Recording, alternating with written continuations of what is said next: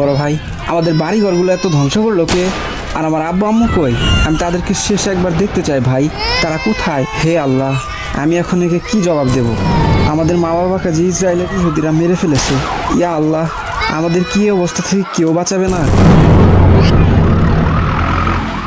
এই কিছু লোক ওই দিকে যাও আর কিছু লোক এই দিকে, আর বাকিরা আমার পিছনে পিছনে আসো। এই তো মুসলমান পেয়েছি। গুলি কর, মেরে ফেলে কে? কিন্তু স্যার, আমরা তো আত্মরক্ষার জন্য যুদ্ধ করতেছি। তাহলে কি এরকম বাচ্চাদেরকে মারা ঠিক হবে? কি বললি তুই? এদেরকে হামাসের লোক বলে চালিয়ে দিব। আর তোর কাজ হলো আমার আদেশ পালন করা, আমার সাথে তর্ক করা নয়। চুপচাপ এদেরকে গুলি করে মেরে ফেল, একটা মুসলমানও রাখবো না।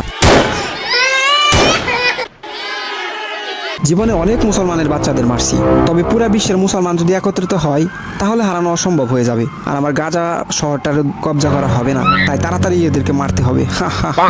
স্যার আপনার বাবা কল দিচ্ছে। কোন বাবা? আমার কোনো বাবা নাই।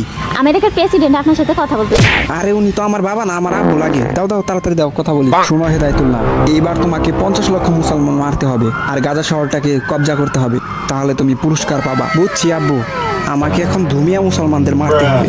ইসরায়েলের হামলায় ফিলিস্তিন প্রায় শেষের পথে।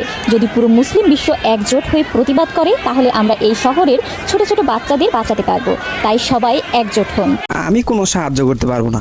এই বিষয়টা এখন খুব ট্রেন্ডিং আছে। দাঁড়া, ফেসবুকে আগে একটা পোস্ট করে নাও। ওহ, এই পোস্টটা ভাইরাল হলে অনেক লাইক কমেন্ট করবে। আমি কোন মিছিলে যাইতে পারবো না, আমার ভালো লাগে না।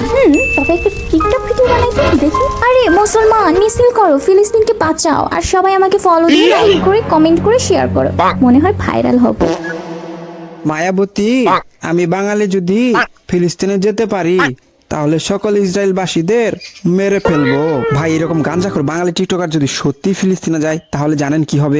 আমরা তো ফিলিস্তিন আইসা পড়ছি, এখন গাজা শহরবাসীদের আমরা বাঁচাইমু। তার আগে মামা ওই দেখ কি সুন্দর ফিলিস্তিনি মাইয়া। সত্যি তোরে মামা, লাল আমার আর নীলে তোর। ও সরি, আমরা না ফিলিস্তিনবাসীদের বাঁচাইতে আসছিলাম। Sorry sorry sorry. আমাদের দেশের কিছু বাঙালিরা এই সময় ফিলিস্তিনের পতাকার দাম বাড়িয়েও ব্যবসা শুরু করছে, আর এই শালারা নাকি ফিলিস্তিনবাসীদের বাঁচাইবো। ফালতু লোক।